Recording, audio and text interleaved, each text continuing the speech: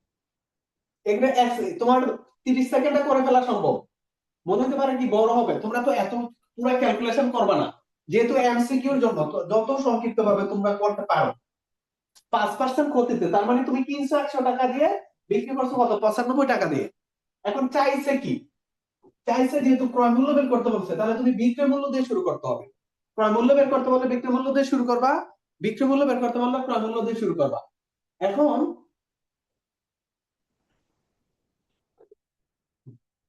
বিক্রয় মূল্য 95 টাকা হলে ক্রয় মূল্য 100, বিক্রয় মূল্য 1 টাকা হলে ক্রয় মূল্য কত, আর বিক্রয় মূল্য 375 টাকা হলে ক্রয় মূল্যটা কত। এই যেভাবে করে ফেলতে পারো। পুরা তো সাজানোর দরকার নেই, এটা তো আমাদের সৃজনশীল না, এটা হচ্ছে এমসিকিউর জন্য। যত দ্রুত তুমি করতে পারো, যত সংক্ষিপ্ত ভাবে করতে পারো।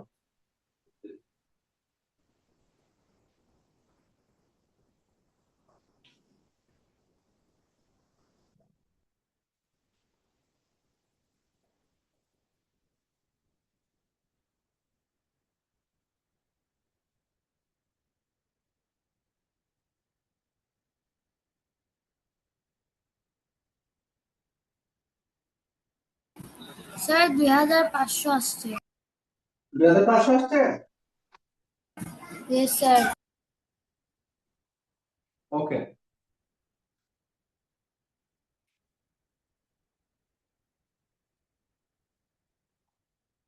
আচ্ছা তারপরে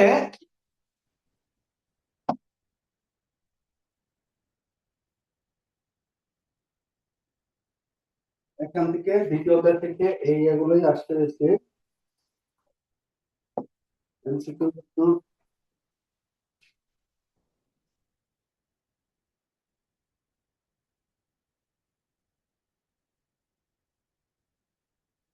দ্বিতীয় অধ্যায় এমসিকিউ এটা থেকে বেশি আসছে।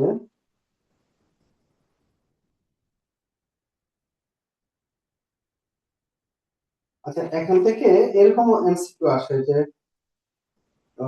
1 বছর পরে সরকারি সংখ্যা কত বৃদ্ধি পাবে।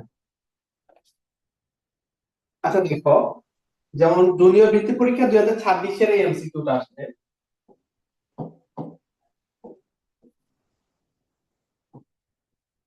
2026 জুনিয়র বৃত্তি পরীক্ষা 2026 এর কোশ্চেন।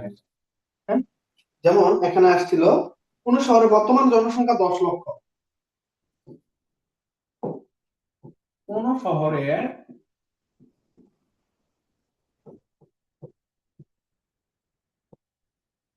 বর্তমান জনসংখ্যা,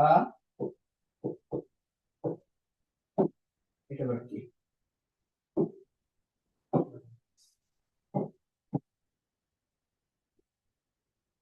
10 লক্ষ। সবাই একটু উদ্দীপকটা তোলো। এখানে দুইটা এমসিকিউ থাকবে। কোন শহরে বর্তমান জনসংখ্যা, এটা হচ্ছে তোমার যে বৃত্তি পরীক্ষা, জুনিয়র বৃত্তি পরীক্ষা, এই যে 2026 এর কোশ্চেন, এই 26 এর কোশ্চেনটা আসছে। কোন শহরে বর্তমান জনসংখ্যা 10 লক্ষ। তারপরে বলছে কি,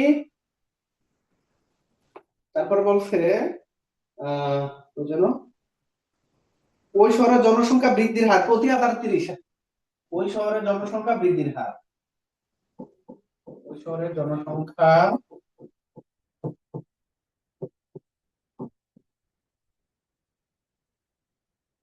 বৃদ্ধির হার প্রতি হাজারে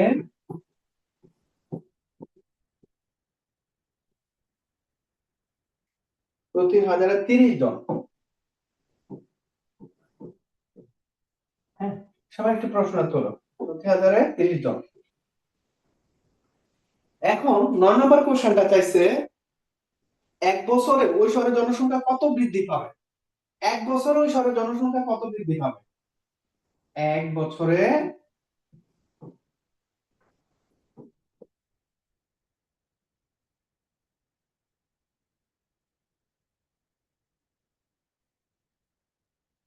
জনসংখ্যা। এটা হচ্ছে উদ্দীপকটা, হ্যাঁ এটা হচ্ছে 9 নাম্বার। 1 বছরে ওই শহরের জনসংখ্যা কত বৃদ্ধি পাবে।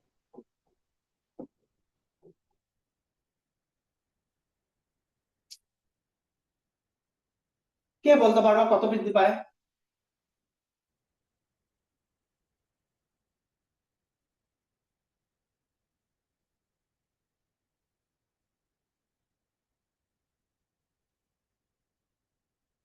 সবাই একটু ট্রাই করো তো দেখি।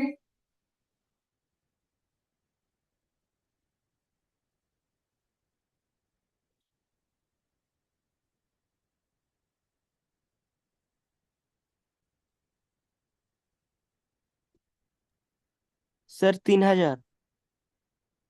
3000। আর কেউ?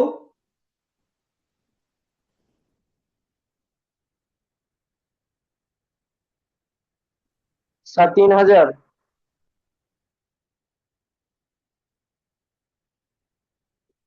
আর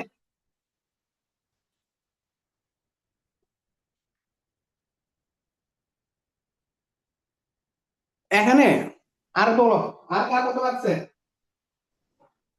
আর কার মাথা কত?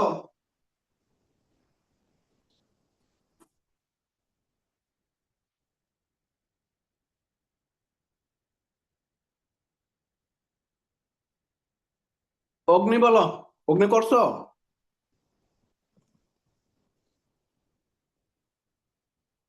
আদিত তোমার কি অবস্থা? আদিত, প্রতি হাজারে 30 জন জনসংখ্যা বৃদ্ধির হার, প্রতি হাজারে 30 জন। আচ্ছা তোমরা যেহেতু জানো জনসংখ্যা বৃদ্ধির ক্ষেত্রে চক্রবৃদ্ধি মূলধনের সূত্র প্রযোজ্য, এই অঙ্কটারে আমরা দুই ভাবে করতে পারি। একটা হচ্ছে জনসংখ্যা বৃদ্ধির হার প্রতি হাজারে 30 জন মানে কি, তাহলে 1000-এ বৃদ্ধি পায় 30 জন, তাহলে 1000 জনে বৃদ্ধি পায় কয়জন? 30 জন। তাহলে 1 জনে বৃদ্ধি পাবে কয়জন? তাহলে 30 বাই কত? 1000। আর 10 লক্ষ জনে বৃদ্ধি পাবে কত? 100, 1000, 10,000, 1,00,000, 10,00,000। তাহলে এই 30 ইন্টু 10,00,000 কটা শূন্য? 6টা শূন্য, একের পরে 6টা শূন্য, 3টা 4টা 5টা 6টা, নিচে কটা শূন্য? 1টা 2টা 3টা, 1টা 2টা 3টা।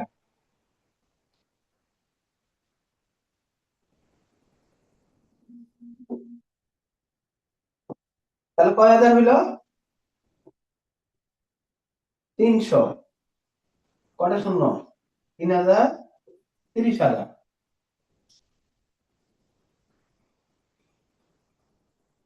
কয় হাজার হয়েছে? 3,000 না 30,000? স্যার মনে হয় একটা শূন্য কম দিয়ে ফেলছি, এগুলো ফর্মুলা ছিল। 30,000। হ্যাঁ, 30,000 হইব। 30,000। স্যার এটা 30 তোমার হাজার answer। এইভাবেই তো বুঝাতে হবে বাবা। 1,000 জনে বাড়ছে 30 জন, একজনে কত আর 10 লক্ষ জনে কত, ঐকিক নিয়মে করে ফেলো। এটা তো ঐকিক নিয়ম দিয়ে করা যায়, ঠিক আছে? তাহলে ওই এক বছরে ওই শহরের জনসংখ্যা কতটুকু বৃদ্ধি পাবে? তাহলে এই 30,000। এখন আচ্ছা এটা কি বুঝছো কিনা? আর কি প্রশ্ন আছে এখানে? এরকম যদি এমসিকিউ থাকে, তাহলে এক বছরে ওই শহরের জনসংখ্যা কত বৃদ্ধি পাবে, তাহলে এইটার বেলা আর ওই যে চক্রবৃদ্ধি মূলধনের সূত্রটা প্রয়োগ করে এটা কিন্তু আমরা আরেকভাবে করতে পারি। ওই যে সূত্র প্রয়োগ করে কতটুকু বাড়ছে, এখন নতুন হয়েছে কতটুকু, আগে ছিল কতটুকু, ওইটা মাইনাস করে দিলে পাওয়া যাবে কতটুকু বাড়ছে। আচ্ছা আমরা তাহলে ওটা তার গেলাম না। 3 বছর পর ওই শহরের জনসংখ্যা কত হবে? তাহলে 3 বছর পর ওই শহরের জনসংখ্যা কত? 10 নম্বরটা বলবে, বলতে 3 বছর পর ওই শহরের জনসংখ্যা কত? তাহলে চক্রবৃদ্ধি মূলধনের সূত্র ইউজ করুন, সি ইকুয়াল টু কি, P into 1 plus R 1 to the power n। তাহলে এখানে পি এর জায়গায় কত? 10 লক্ষ, n এর জায়গায় 3 বসিয়ে দাও। আর আর এর জায়গায় কি আসবে? আর এর জায়গাটা খেয়াল করো, জনসংখ্যা বৃদ্ধির হারটা যখন বের করতে যাবা, জনসংখ্যা বৃদ্ধির বেলা আর এর মানটা বের করবা। প্রতি হাজার 30 জন বাড়ছে, তার মানে এই 1,000 জনে বৃদ্ধি পায় কতজন? 30 জন। আর 100 জনের কত? এই 100% দ্বারা গুণ করে দিলাম। এইটা যেন সবার মাথায় থাকে, জনসংখ্যা বৃদ্ধির বেলা আর এর মানটা, জনসংখ্যা বৃদ্ধির ক্ষেত্রে এই আর এর মানটা আমরা কিভাবে বের করবো? জনসংখ্যা বৃদ্ধির হার আর ইকুয়াল টু প্রতি হাজার কয়জন বাড়ছে সেটা খেয়াল করবা। যদি বলে প্রতি হাজারে 30 জন বাড়ে, তাহলে 1,000 বাড়ে 30 জন ইন্টু 100 জনের কত বাড়ে, ইন্টু 100% দ্বারা গুণ করে দিবা। সিম্পল জিনিস, শেষ। এই দুইটা শূন্য কাটা থাকলে একটা 10 দেয়, এটা কাটা দিলে কত? 3। তাহলে 3%, 3% মানে কত? 3/100। 3 মানে হচ্ছে 3/100। এটা ক্যালকুলেটর বসায় দিবা, 3 বাই কত? 100।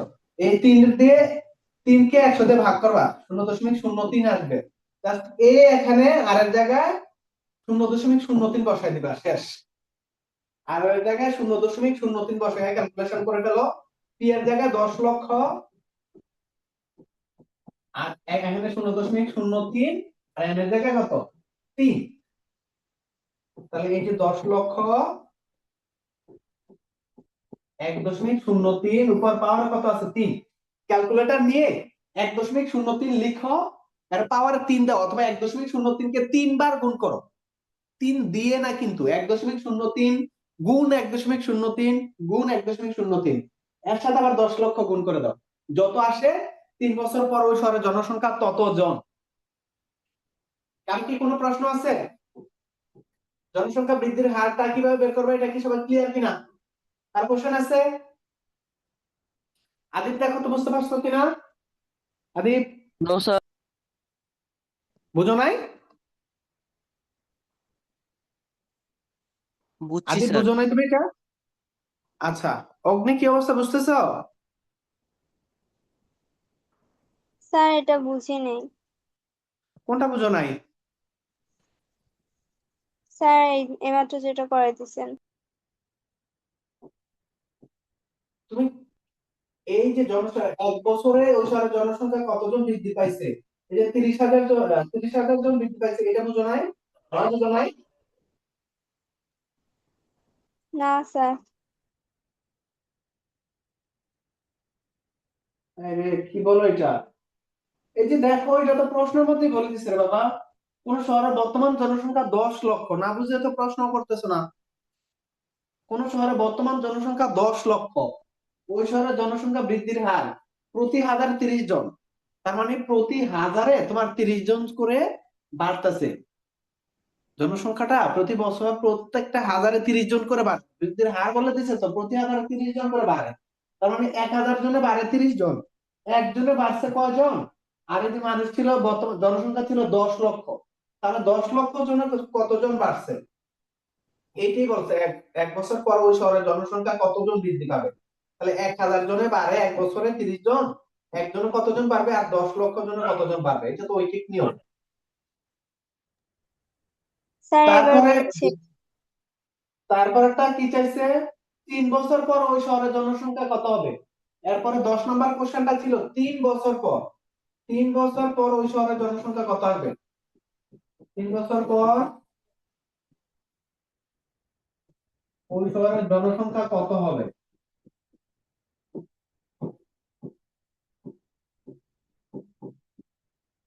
জনসংখ্যা বৃদ্ধির বেলায় চক্রবৃদ্ধি মূলধনের সূত্র প্রযোজ্য হয়। এটা হচ্ছে চক্রবৃদ্ধি মূলধনের সূত্র, C equal to P into 1 plus R whole to the power N. C equal to P into 1 plus R whole to the power N. P মানে মূলধন, এই যে মূলধন 10 লক্ষ টাকা, একের জায়গায় এক, এই আর এর মানটা আগে বের করে নিতে হয়। এই যে 10 এর, এই আর এর মানটা এখানে বের করে নিছি আমি। বলে দিছে কিন্তু এই আর জনসংখ্যা বৃদ্ধির হারটা কিভাবে বের করতে হয়। প্রতি হাজারে 30 জন বাড়ছিল, প্রতি হাজারে 30 জন, তার মানে 1000-এ বাড়ছে 30 জন, তাহলে 100-তে কত? এই জনসংখ্যা বৃদ্ধির হার 100-তে কনভার্ট করতে হবে, 100% দ্বারা গুণ করতে হবে। এটা কাটাকাটি করলে 3% আসে, 3% মানে 3/100, 3 কে 100 দ্বারা ভাগ করলে 0.03। পরে জাস্ট এই এখানে মান বসায় ক্যালকুলেশন করো। আচ্ছা, এখন এরকম একটা প্রশ্ন আছে যে বার্ষিক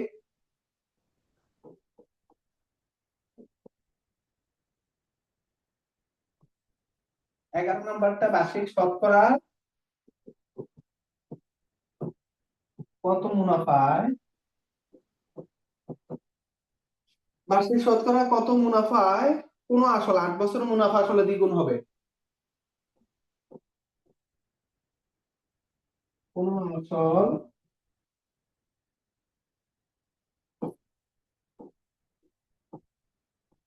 8 বছরে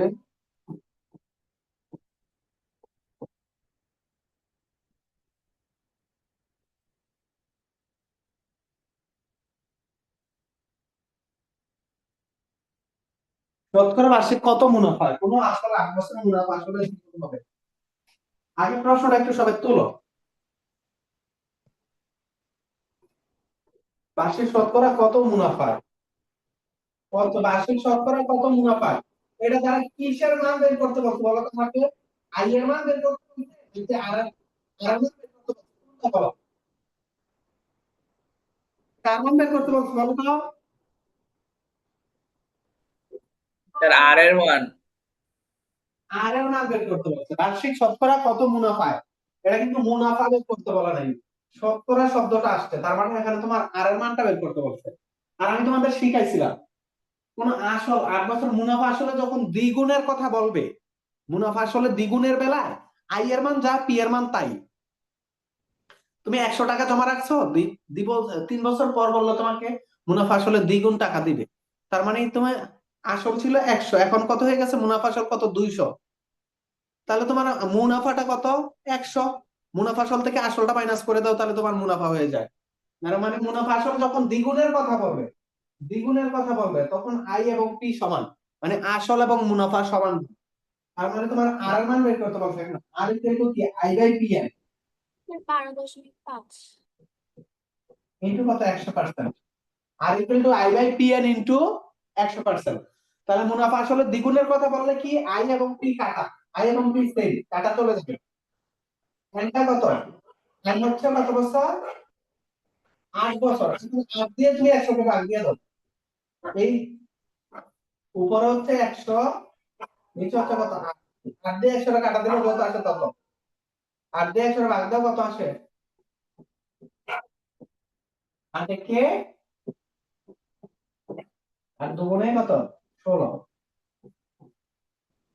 10 দিয়ে দিলে 5.5।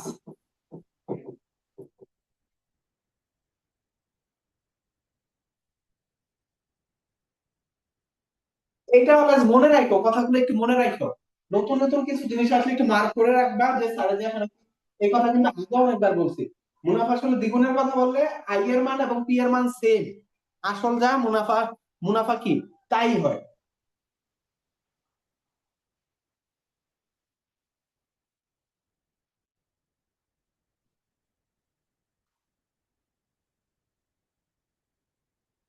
বলা হয়েছে সবার?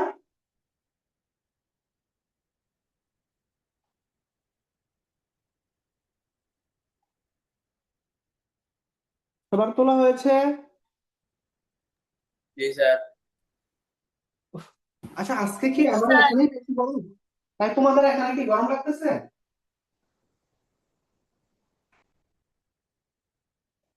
তোমার এখানে গরম কেমন আছে? এখানে তো প্রচন্ড গরম আছে, গরমের জন্য থেকেই যাচ্ছে না।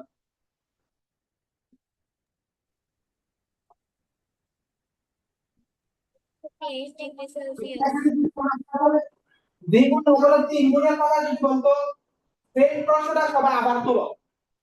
সবাই 12 নম্বর দাও, 12 নম্বর দিয়ে সেম প্রশ্নটা তুলো। দ্বিগুণের 3 গুণ দিতে চাই, যেমন সব ঠিক থাকবে।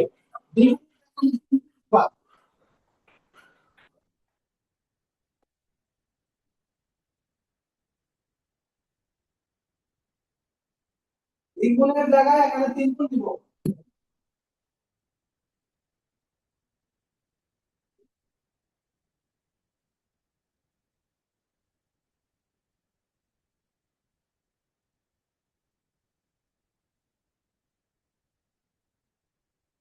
সবাই আবার প্রশ্নটা তুলো, সেম প্রশ্নটা 12 নম্বর দাও, 12 নম্বর দিয়ে এই প্রশ্নটাই তুলো, জাস্ট দ্বিগুণের জায়গায় 3 গুণ দাও।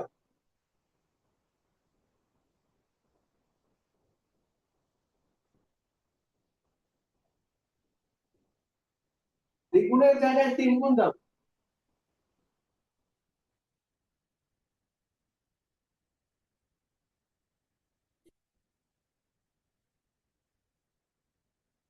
আচ্ছা, আজকে বাকিগুলো কি?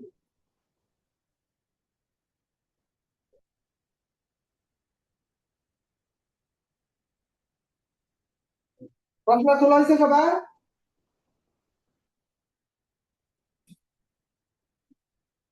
এই 3 গুণ দিয়ে কি করছো? তোলা হয়েছে? Yes sir. এখানে 3 গুণ। আচ্ছা শোনো, কোন আসল 8 বছর মুনাফা আসলে কত হয়ে গেছে? 3 গুণ হয়েছে। শোনো, যদি আসলটা আমাদের আসল যদি 100 টাকা হয়, শোনো আসল যদি 100 টাকা হয়, তাহলে মুনাফা আসল কত? 3 গুণের কথা বলছো না? তাহলে মুনাফা আসল কত? 3 গুণ মানে 300। তাহলে মুনাফাটা কত? এটা হচ্ছে আসল 100, তাহলে মুনাফা কত? মুনাফা আসল কত? মুনাফা আসল 300, তাহলে মুনাফা কত? 200। মুনাফাটা হচ্ছে 200। ঠিক আছে, এখন মুনাফার হার বের করতে বলছো, তাহলে R equal to I by P N into 100% দ্বারা গুণ করে দিলাম, ইনটু 100%। তাহলে আই এর মান কত? 100, পি এর মান কত? 200, এন হচ্ছে 8, সাথে কত? 100%। 100 থেকে বাদ দিলে কত? 2, 2 দিয়ে টাকা দিলে 50, 8 50 দিয়ে তুমি 50 কে 8 দ্বারা ভাগ করলে কত আসে? 6 8 48, তা 6.25। 6.25, 6.25। এইভাবে মনে রাখবে। এখন যদি মুনাফা আসলে 4 গুণ বলে, তাহলে মুনাফা আসল কত? 400। তাহলে মুনাফা কত? 400 থেকে 100 বাদ দাও, তাহলে মুনাফা আসবে 300। যতই বলুন, এটা কিন্তু তোমার 1 মিনিটও লাগবে না। তোমরা যদি এই কথাগুলো মনে রাখো, তাহলে কিন্তু 1 মিনিটও লাগবে না। ইসরাত বুঝতেছো?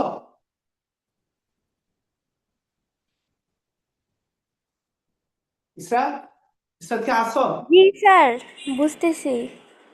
ওকে। ইসরাতের আরেকটা নাম কি? ইভা। জি স্যার। ওকে।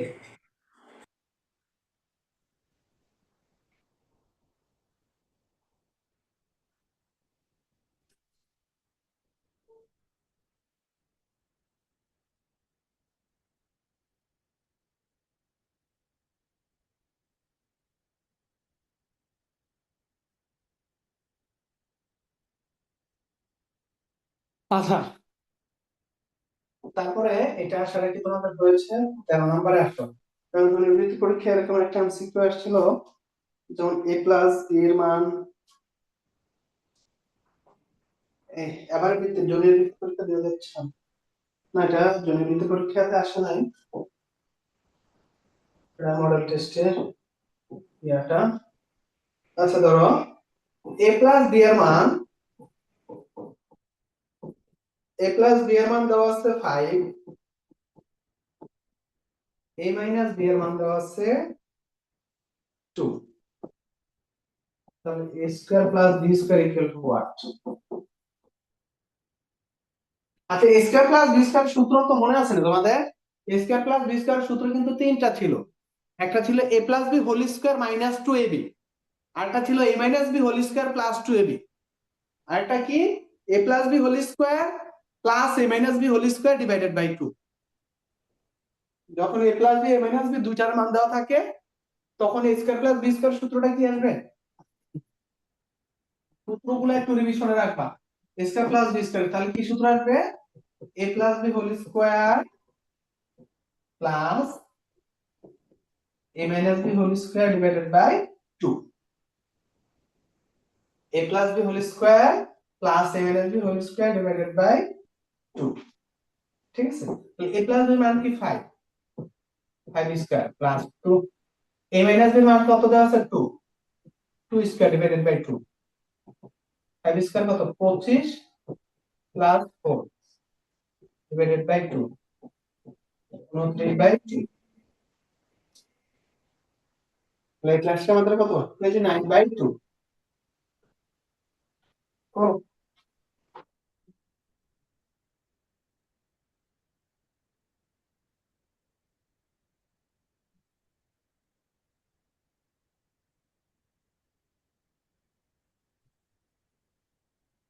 সবার কি তোলা হয়েছে?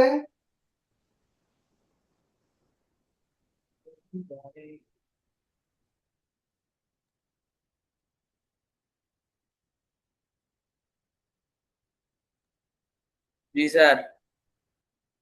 আচ্ছা,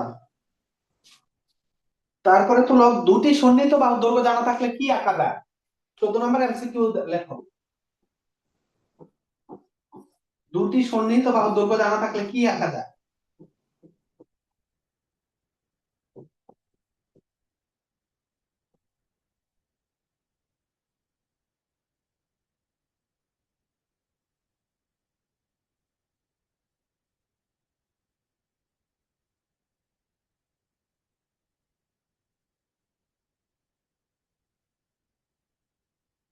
দুটি সন্নিহিত বাহুর দৈর্ঘ্য জানা থাকলে কি আঁকতে পারবা?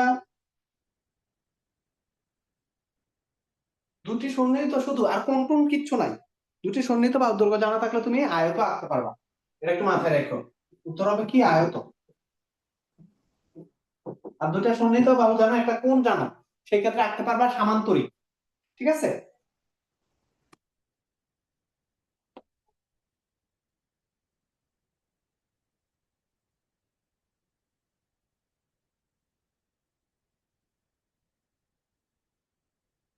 তোমাদের অষ্টম অধ্যায়ে এবার সবারই সিলেবাসে আছে, অষ্টম অধ্যায়ে রম্বসের ক্ষেত্রফল রিলেটেড একটা ইয়ে ছিল। রম্বসের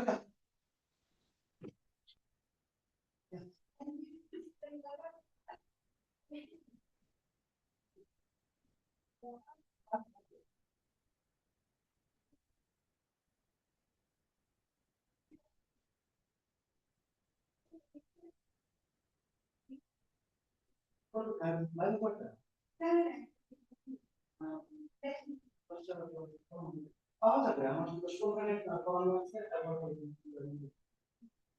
পড়াশোনা করে পাওয়া যাবে।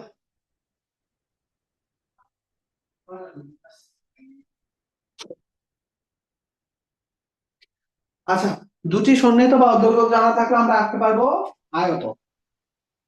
দুটি সন্নিহিত বাহুর দৈর্ঘ্য জানা থাকলে আঁকা যাবে হচ্ছে আয়ত, এটা সবাই মনে রাখো। আচ্ছা আচ্ছা, রম্বসের ক্ষেত্রফলের সূত্র তোমাদের কি বলছিলাম মনে আছে? রম্বসের ক্ষেত্রফল আমি কিন্তু হাফ লিখে দিছিলাম, ইন্টু বর্গদৈর্ঘ্য। হাফ ইনটু কর্ণদৈর্ঘ্য গুণফল। রম্বসের ক্ষেত্রফল সবাই একটু লেখো, রম্বসের ক্ষেত্রফল নির্ণয় সূত্র। এটা অষ্টম অধ্যায়ের জন্য, এটা ইয়ার মধ্যে আসে রম্বসের ক্ষেত্রফল। রম্বসের ক্ষেত্রফলের সূত্র হচ্ছে হাফ ইনটু কর্ণদৈর্ঘ্য গুণফল।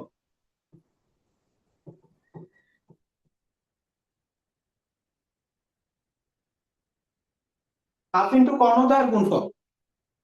রম্বসের ক্ষেত্রফল হাফ ইনটু কর্ণদৈর্ঘ্য গুণফল।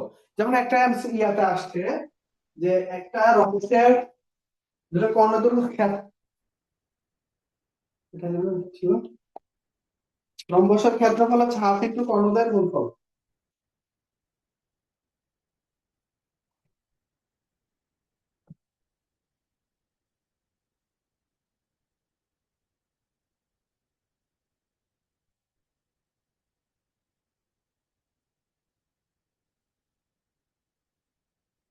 তোমার কি লিখে হয়েছে?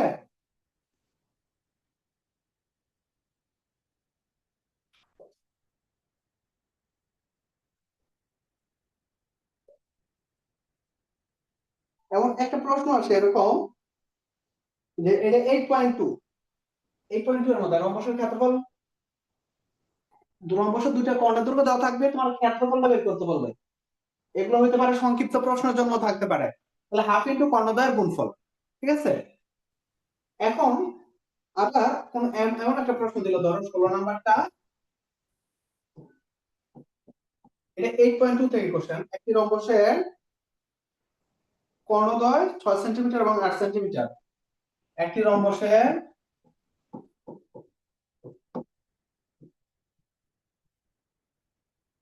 কর্ণদ্বয় 6 সেন্টিমিটার এবং 8 সেন্টিমিটার।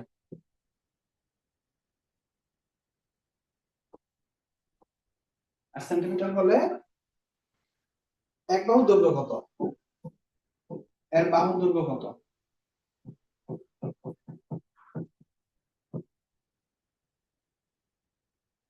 রম্বসের কর্ণদ্বয় 6 সেন্টিমিটার এবং 8 সেন্টিমিটার হলে এর বাহুর দৈর্ঘ্য কত?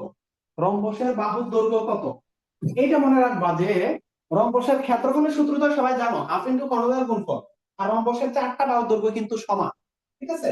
আর আরেকটা জিনিস মনে রাখবা যে রম্বসের কর্ণদ্বয় পরস্পরকে সমকোণে সমদ্বিখণ্ডিত করে।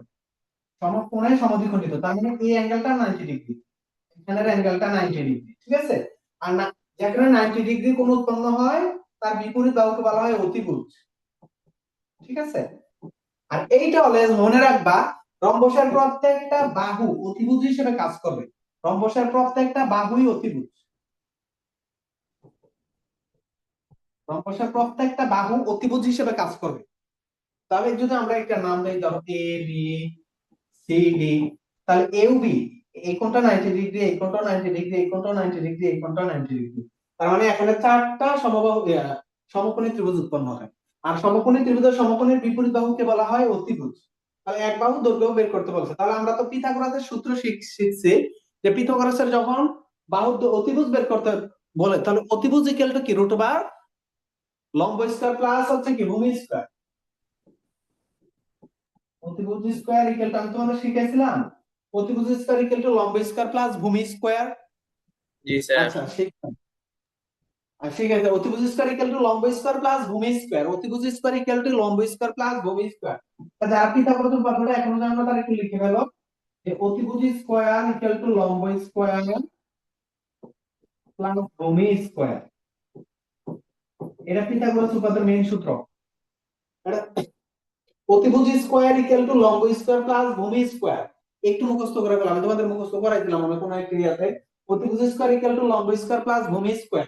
আর এইটা মনে রাখবা, রম্বসের বেলায় প্রত্যেকটা বাহু অতিভুজ হিসেবে কাজ করবে। যদি শুধু অতিভুজের মানটা বের করতে গেলে, বাহু মানে অতিভুজ, বাহুটা মানে এখানে কি অতিভুজ, প্রত্যেকটা বাহু কি, রম্বসের প্রত্যেকটা বাহু অতিভুজ হিসেবে কাজ করবে। যেহেতু বাহুর দৈর্ঘ্য বের করতে বলছে, তার মানে আর স্কয়ারটা থাকবে না, এই যে স্কয়ার বাদ দেওয়ার জন্য বর্গমূল করতে হবে। আচ্ছা আচ্ছা, আমরা এখানে অতিভুজ স্কয়ারই লিখলাম, ধরো অতিভুজ স্কয়ারই লিখলাম, পরে বর্গমূল করে দিলাম। লম্বের মান কত, এই যে একটা কর্ণ 6 না, লম্বের 6 ধরলাম আর ভূমিকে 8 ধরলাম। 6 স্কয়ার কত 36, 8 স্কয়ার কত 64, 36 আর 64 কত 100। তাহলে অতিভুজ স্কয়ার ইকুয়াল টু 100, অতিভুজ স্কয়ার ইকুয়াল টু কত 100। তাহলে অতিভুজ, এই যে স্কয়ার বাদ দেওয়ার জন্য উভয় পাশে বর্গমূল করতে হয়, এরোটা স্কয়ারে কি কাটা। তাহলে অতিভুজের মান কত, 100 বর্গমূল করলে কত 10। তার মানে অতিভুজ মানেই হচ্ছে বাহু, রম্বসের অতিভুজ মানে হচ্ছে বাহু। তাহলে মানে বাহুর দৈর্ঘ্য কত 10 সেন্টিমিটার, তাহলে উত্তর আসবে 10 সেন্টিমিটার। রম্বসের প্রত্যেকটা বাহু অতিভুজ হিসেবে কাজ করবে। আর এখানে পিথাগোরাসের সূত্রটা যাবে, শুধুমাত্র সমকোণী ত্রিভুজের বেলায় পিথাগোরাসের সূত্র প্রযোজ্য হয়, ঠিক আছে। যে অতিভুজ স্কয়ার ইকুয়াল টু লম্ব স্কয়ার প্লাস ভূমি স্কয়ার, একদম মুখস্থ করে ফেলবা, অতিভুজ স্কয়ার ইকুয়াল টু লম্ব স্কয়ার প্লাস ভূমি স্কয়ার। কে বুঝো নাই বলো? স্যার সেকেন্ড লাস্ট লাইনটা বুঝি নাই। এই যে লম্বের মান 6 বসাইছো, এর মান 8 বসাইছো, 6 স্কয়ার 36, 8 স্কয়ার 64, 36 আর 64 কত 100। যেহেতু অতিভুজ স্কয়ার ছিল, আমাদের লাগবে অতিভুজ, এই স্কয়ার বাদ দেওয়ার জন্য রুট করতে হয়, আমরা উভয় পাশে রুট করলাম, এই রুটের স্কয়ারে কাটা, 100 কে রুট করলে হয় 10। স্কয়ার বাদ দেওয়ার জন্য উভয় পাশে রুট করছি, উভয় পাশে, রুটের স্কয়ারে কাটা, 100 কে রুট করলে 10। তার মানে অতিভুজ ইকুয়াল টু কত 10। অতিভুজ মানে এক বাহুর দৈর্ঘ্য, ঠিক আছে। 17তে আসো। অনেক একটা ট্রাপিজিয়ামের, এটা 8.2, ট্রাপিজিয়ামের ক্ষেত্রফলের সূত্র দেখো। এই যে ট্রাপিজিয়ামের ক্ষেত্রফলের সূত্র মুখস্থ রাখবা, ট্রাপিজিয়ামের ক্ষেত্রফল,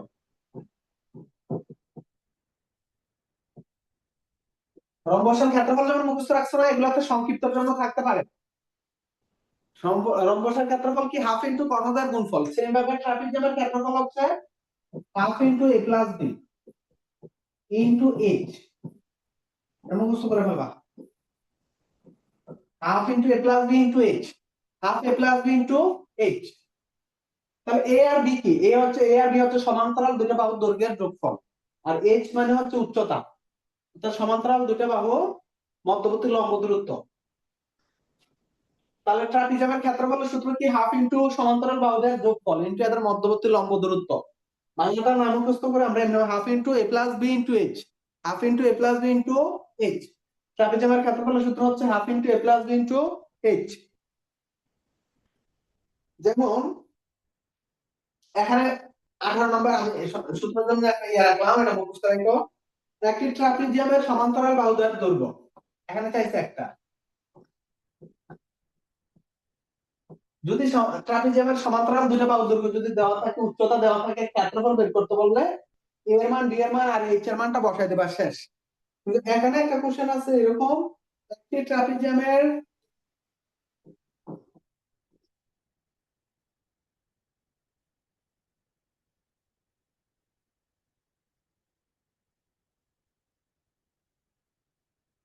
সমান্তরাল বাহুদ্বয়ের দূরত্ব,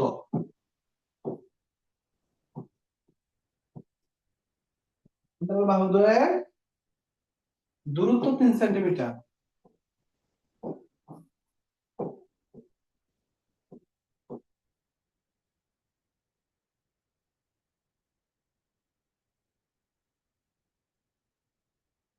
সমান্তরাল বাহুদ্বয়ের দূরত্ব 3 সেন্টিমিটার এবং ক্ষেত্রফল 48 বর্গ সেন্টিমিটার।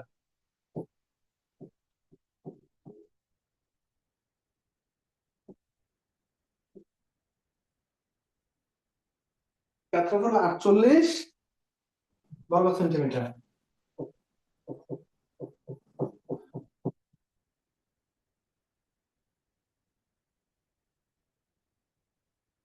সমান্তরাল বাহুদ্বয়ের গড় কত? সমান্তরাল বাহুদ্বয়ের গড় কত?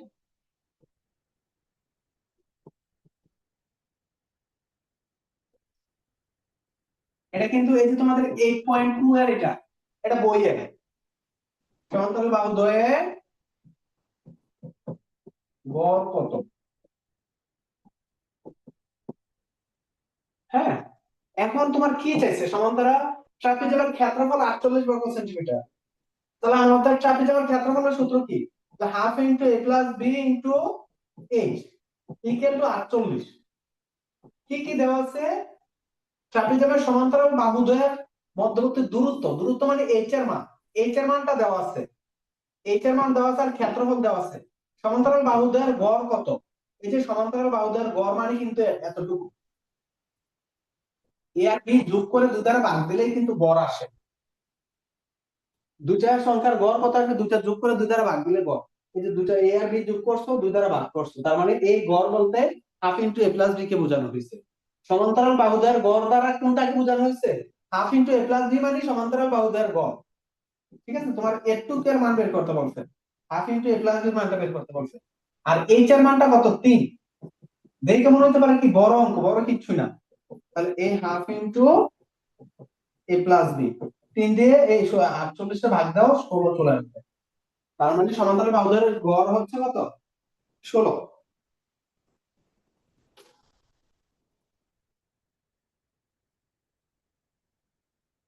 কে বুঝো নাই বলো?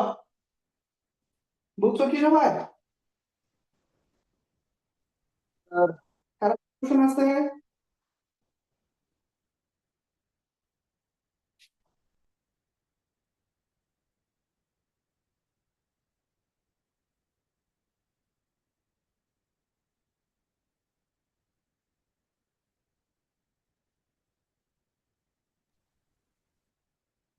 হ্যাঁ, তোমরা কি আসো? তামজিৎ কে তুলতেছো? জি স্যার, ক্লাসে রাইতা আসো? জি রাইতা তুলতেছো? স্যার। ওকে,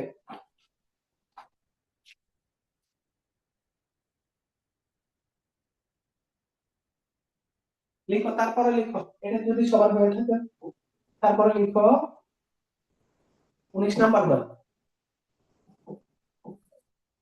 দেখো, যে চতুর্ভুজের দুই জোড়া সন্নিহিত বাহু সমান তাকে কি বলা হয়?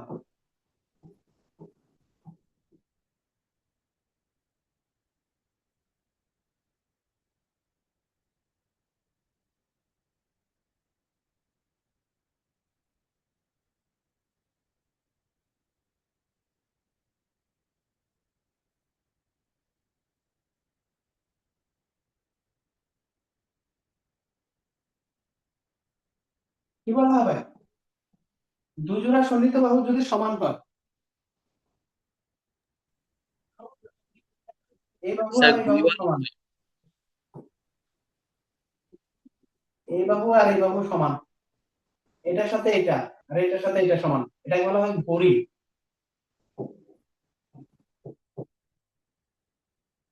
দুই জোড়া সন্নিহিত বাহু সমান হলে তাকে বলা হয় ঘড়ি। যে চতুর্ভুজের দুই জোড়া সন্নিহিত বাহু সমান তাকে বলা হবে ঘড়ি।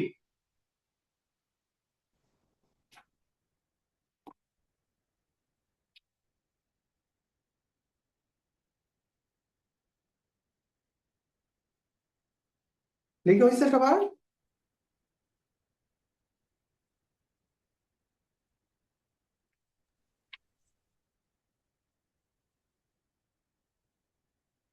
লেখো, একটা নির্দিষ্ট চতুর্ভুজ আঁকার জন্য কয়টা উপাত্তের প্রয়োজন হয়? 20।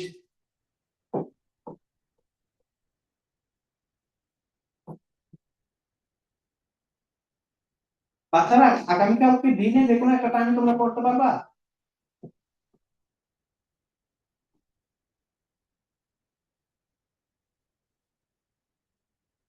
বাচ্চারা কালকে কি দিনে একটা টাইমে তোমরা করতে পারবা? জি স্যার।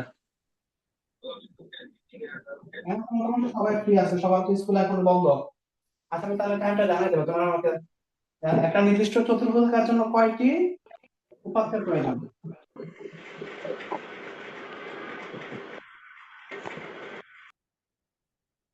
কয়টা বলো? সাত বলো। স্যার 5টা। হ্যাঁ, নির্দিষ্ট চতুর্ভুজ আঁকার জন্য 5টা উপাত্তের প্রয়োজন। উত্তর 5টি। আজকে যে এমসিকিউ গুলো দেখালাম বাসাতে একটু ভালো করে একটা রিভিশন দাও। আবার প্রথম থেকে তোমরা পাটিগণিত থেকে সবকিছু একটু রিভিশন, সৃজনশীল গুলা সংক্ষিপ্ত সবকিছু একটু পাটিগণিত থেকে রিভিশন দেওয়া স্টার্ট করো। পাটিগণিত প্রথম অধ্যায়, দ্বিতীয় অধ্যায়, তৃতীয় অধ্যায় এগুলো একটু সবাই রিভিশনে রাখো। যার যেটা প্রবলেম করতে গিয়ে কালকে আমাকে জানায়। আজকে যে এমসিকিউ গুলা দেখাইলাম এমসিকিউ গুলা বাসাতে একটা রিভিশন দাও। যদি কোনো কিছু প্রবলেম হয় তাহলে কালকে আমাকে জানাও। কালকে কখন তোমরা একটা ক্লাস করতে পারবে আমাকে বলো? কালকে কি দুইটা একটা ক্লাস করতে পারবে সবাই? জি স্যার। বাচ্চারা কয়টা দুইটায় দুইটায়। Okay sir. তাহলে কালকে দুইটা একটা ক্লাস করো। অনলাইন? ওকে, ঠিক আছে বাচ্চারা, আজকে একটু কি থাকুক। আল্লাহ হাফেজ।